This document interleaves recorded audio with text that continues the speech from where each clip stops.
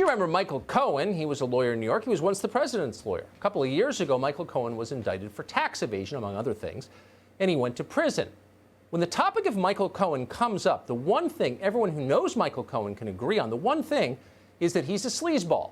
Not a minor sleazeball, but an epic sleazeball, a Hollywood-level sleazeball.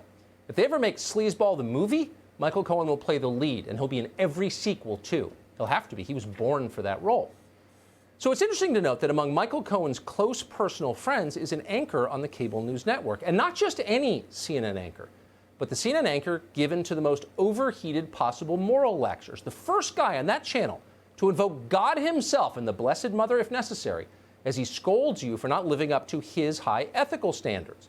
That man's name is Christopher Charles Cuomo, son of one governor, brother of another, Yale graduate, weightlifter, deeply good person.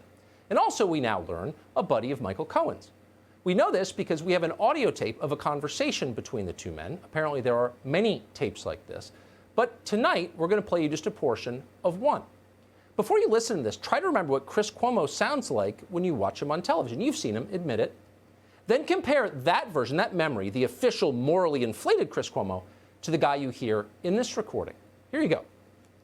You know, I'm always careful when I talk to media, you know? Right. Do you know how many phone calls I've gotten from people at ABC who say that reporters are calling and lying about things they heard about me to try to get stories about me when I was at ABC? Guys calling and saying, I heard he was the Charlie Rose of ABC. He used to invite women to the hotel and open his bathroom. Do I look like the kind of guy who's got to do that? Sure, why not? But you're lying. I already have a good source that says that he forced one woman to have sex. I just want to know if you've ever heard anything like that. There is no woman. Right. There is none of that. So here's the problem. Women who do work there saying, oh, yeah, you know, some of these men, and naming me with other guys, you know, we bumped into each other once in the elevator, and he put his hand on my shoulder, and he made me really uncomfortable. I mean, what the It's a problem. And now you... So I'm careful with the media always. Right. I've always told you, the media is not your friend. No. Whoa, well, there's a lot to unpack here, but the first thing you notice is that Chris Cuomo is agitated. He's mad, really mad. And you know what makes him maddest of all? The suggestion that he's got to act like some old guy, Charlie Rose, to get the ladies, sandbagging women in hotel rooms with an open bathrobe. Do I look like the kind of effing guy who's got to do that? He asked his pal Michael Cohen. Cohen's response, sure, why not? Open bathrobes seem normal to Michael Cohen. But Chris Cuomo disagrees. Chris Cuomo doesn't need cheesy tricks like that. Chris Cuomo is on television. Chris Cuomo could bench press your Subaru. Open bathrobes are for losers. Chris Cuomo is not a loser.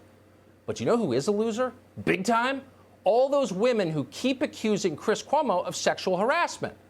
They claim he bothered them in elevators. Now, if women made those claims against you, Chris Cuomo might very well denounce you on his TV show, call for your firing, call for your banishment from decent society. These are women making the charges, after all. You must believe women. Women's voices must be heard. Me too, and all that. But that is not what Chris Cuomo tells his friend Michael Cohen, not even close. You get the sense as you listen that neither one of these guys is a big feminist. When Chris and Michael get together, they can let their hair down and be themselves. So Chris spares Michael the Me Too lecture. He doesn't say anything about women's voices, nothing flattering anyway. Instead, he says, and we're quoting here, I mean, what the F? In other words, these girls, they're crazy. All of them want a piece of Chris Cuomo. Maybe some of them want to get bench pressed, if you know what I mean. So they're making up these crazy lies, you know, like women do. Hormones, probably. But Michael Cohen is not convinced by this explanation. Even Michael Cohen takes women more seriously than that. Well, it's a problem, Cohen begins to say, but Chris Cuomo cuts him off. When you're talking to Chris Cuomo, you don't actually get to talk much. So unfortunately, we never learn who are all these women who claim they've been sexually harassed by Chris Cuomo. What are their names? Have they received financial settlements from CNN or ABC? Well, we asked those questions yesterday to CNN. We sent them the tape you just heard. We sent it to someone at the PR department called Matt Dornick, as well as to that weird kid who hosts the media show. They didn't respond. Was their reaction the same as Chris Cuomo's? I mean, what the F? We could only guess. Maybe they think women are crazy too. Chris Cuomo hasn't called us either, and you can see why. We work in the media. And if there's one thing that Chris Cuomo hates, it's the media. though obviously he defends the media night after night on his show, but he doesn't mean it, not at all. As he told his old pal Michael Cohen more than once, "I've always told you, the media is not your friend." Actually, we're starting to like Chris Cuomo.